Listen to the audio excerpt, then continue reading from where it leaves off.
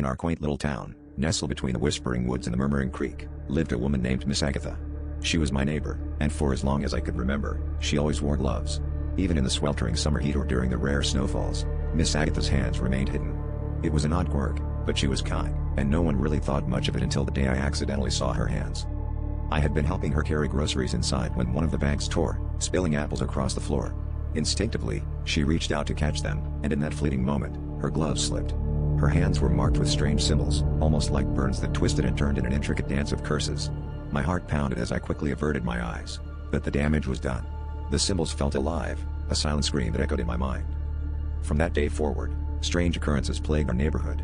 Dogs howled at nothing, shadows seemed to move with a will of their own, and an unsettling chill settled over the once welcoming streets.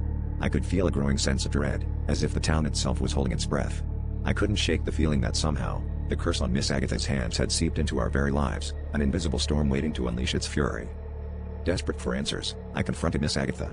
Her eyes, once warm, now bore a depth of sorrow and secrets. "I tried to protect us," she whispered, her voice trembling. "But the curse is relentless." She explained that the symbols were a failed attempt to contain an ancient evil that had been awakened within the town. As the realization hit, the ground beneath us shuddered, and a piercing scream filled the air. The neighborhood was no longer just a place we lived, it had become a battleground for something far darker than I ever imagined.